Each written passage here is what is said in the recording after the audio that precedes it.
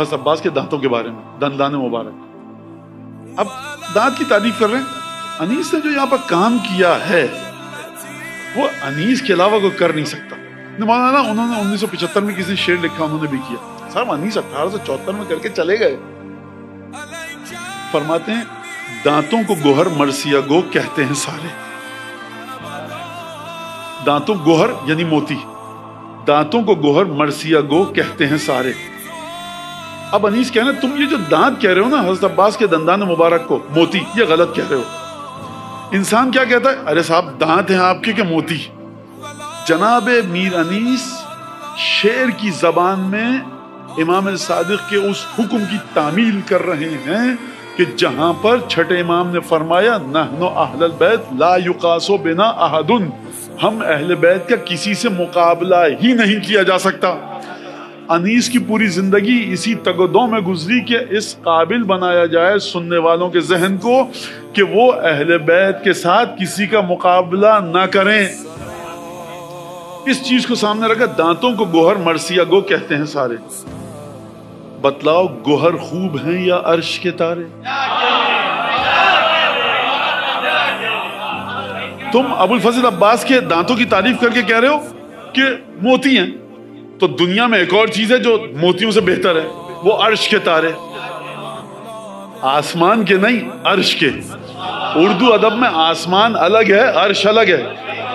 بتلاؤ گوہر خوب ہیں یا عرش کے تارے؟ اب تم سٹ پٹا گئے نا. اب میں انیس کی وکالت میں بات کر رہا ہوں. اب تم سٹ پٹا گئے تو کہو نہ جا کر کہ عرش کے تارے. تم تو موتی تک آ کے رک گئے.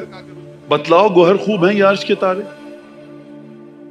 اور اب دوبارہ انیس لے گئے سننے والے کے ذہن کو عرش تک. پھر عرش سے آئے دوبارہ اور جناب ابو الفضل عباس کے دندان مبارک کو مٹی میں ملا دیا. دانتوں کو مٹی میں ملانا کسی کے دانتوں کی تعریف ہے یا برائی؟ ڈریے مت، جو ذہن میں آ رہا ہے جواب دیجئے. کسی کے دانتوں کو مٹی میں ملا دینا اس کے دانتوں کی برائی ہے، تعریف نہیں ہے.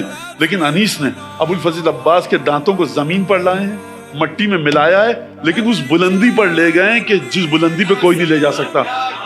یہ معجزہ ہے کلام کا. بتلاؤ گوہر خوب ہیں یا عرش کے تارے؟ اب عرش سے دوبارہ سننے والے کے ذہن کو زمین پہ لا رہے ہیں. کہاں زمین پہ لائے؟ کون سی زمین پہ لائے؟ لے کر آئے اس زمین پر یہ در نجف وہ ہیں علی کو ہیں جو پیارے.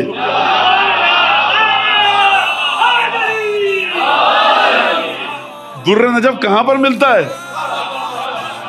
زمین میں. کس کی زمین میں؟ نجف کی زمین میں. نجف کی زمین کی حیثیت کیا ہے؟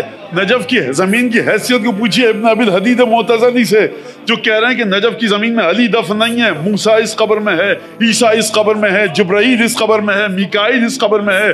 رسول خدا کی یہ قبر عالم غیب نجف بزری کے اندر ہے. یہ ابن ابی الحدید معتزلی نے کہا ہے. تو آپ نے توجہ کی، عرش سے زمین پر آئے. ابو الفضل عباس کے دانتوں کو زمین پہ ملایا، لیکن زمین پہ ہر تکبن نہیں ملا رہا. انیس ہیں، اس زمین سے دوبارہ عرش کی طرف جائیں گے. یہ در نجف وہ ہیں علی کو ہیں جو پیارے. صدقے میں ستاروں پہ فلک ان کو اتارے. دوبارہ آسمان پہ لے کے گئے. کہا ہیں تو زمین پر، لیکن عرش کے جو ستارے ہیں نا انہیں عباس کے سر کے گرد گھماؤ، طواف کرو، صدقے میں پھینک دو.